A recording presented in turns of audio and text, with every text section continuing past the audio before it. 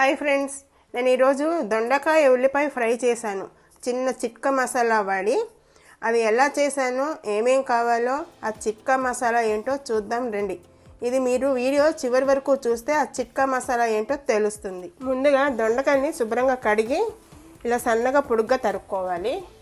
తరిగిన తర్వాత ఇది అరకిలో దొండకాయల ముక్కలండి. అందులో కొద్దిగా ఉప్పు, కొంచెం పసుపు వేసి బాగా కలపాలి. కలిపి ఇలాగా ఒక 5 నుంచి 10 నిమిషాల సేపు మన టైం అవైలబిలిటీని బట్టి, హరీలో ఉంటే ఒక 5 మినిట్స్ లేదంటే ఒక 10 నిమిషాలు అలా పక్కన పెట్టేయాలి. బాగా కలపాలి, గట్టిగా నలుపుతూ కలపాలి. అలా ఉంటే ఇందులో ఇలా చేస్తే ఏమవుతుందంటే దొండకాయలకి కొంచెం జిగురు లాంటిది ఉంటుంది, అది వచ్చేస్తుంది, గమ్ముని మగ్గుతుంది కూర.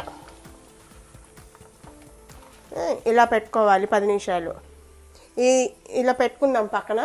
ఈలోగా దీంతో పాటు ఉల్లిపాయలు, నేను 4 ఉల్లిపాయలు తీసుకున్నాను, సన్నగా పొడుగ్గా తరిగాను. ఇది కూడాను సన్నగా ఇలా పొడుగ్గా తరుక్కున్నాను. ఇప్పుడు నెక్స్ట్ ఎలా చేయాలో చూద్దాము. ఇప్పుడు ఒక ప్యాన్లో నూనె వేసి వేడి చేశాను. ఇందులో మనం ఉల్లిపాయ ముక్కలు వేయించుకుందాము.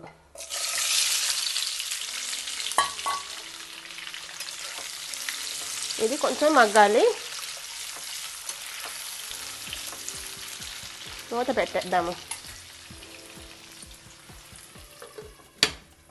ఉల్లిపాయలకి ఒకసారి మూత తీసి కలుపుదాము.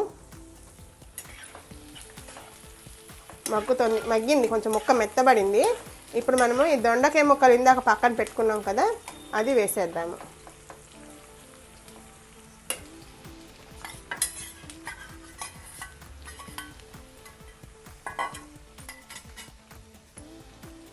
ఈ ముక్కలు ఇందులో యాసిడ్గా పిండాల్సిన అవసరం లేదు, ఇలాగే వేసేద్దాము.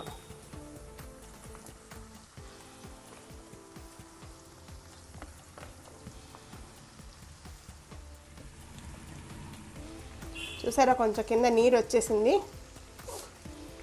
ఇది కలపకుండా కొంతసేపు ఇలాగే మూత పెట్టేసి మగ్గిద్దాం. ఎందుకంటే కింద ఉల్లిపాయ ఇంకొంచెం వేగుతుంది, అందుకోసం ఇది కలపద్దు. ఒకసారి దొండకాయ ముక్కలు కలుపుకుందాము.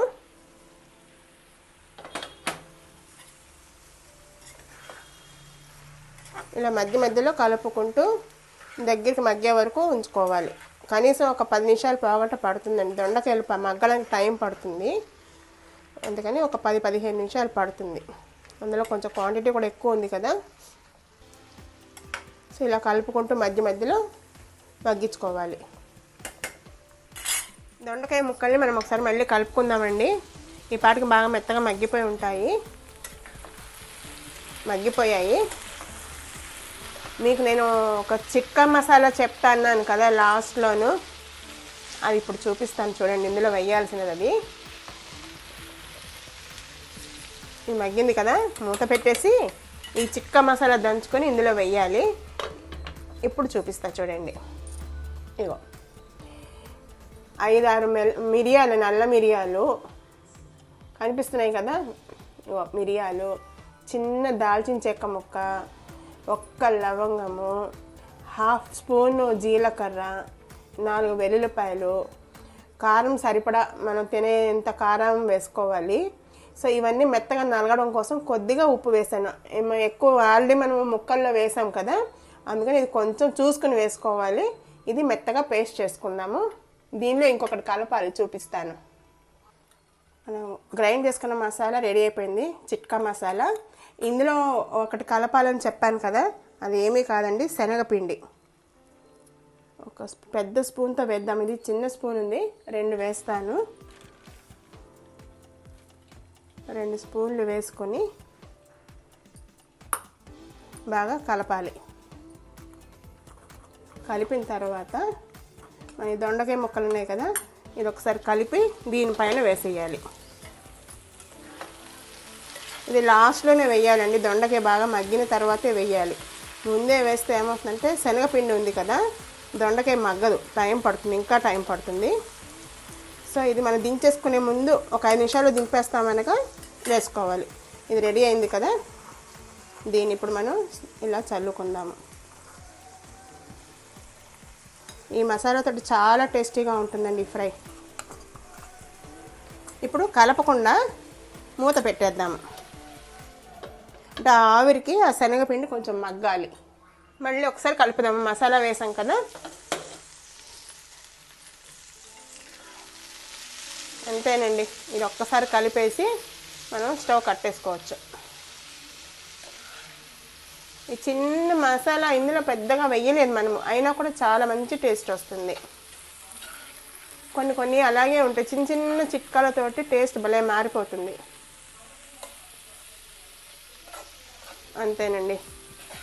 కారం కావాలనుకున్న వాళ్ళు ఇంకొంచెం వేసుకోవచ్చు. మేము ఇంత సరిపోతుంది కాబట్టి నాకు అవసరం లేదు. ఇప్పుడు మనం స్టవ్ కట్టేసుకున్నాం, అయిపోయింది ఇది. ఈ వేడికి మూత పెట్టేస్తాం కదా, ఈ వేడికి ఇంకా అది మగ్గిపోతుంది, సరిపోతుంది. దొండకాయ ఉల్లిపాయ వేపుడు రెడీ. చిన్ని చిక్క మసాలాతోటి స్టవ్ కట్టేస్తున్నానండి. మూత కూడా పెట్టేద్దాం. దొండకాయ ఉల్లిపాయ ఫ్రై రెడీ అయిపోయిందండి సర్వింగ్కి. దీన్ని ఇప్పుడు మనం ఒక బౌల్లోకి తీసేసుకుందాము. ఎంతో టేస్టీగా ఉండే దొండకాయ చిట్కా మసాలా ఫ్రై రెడీ.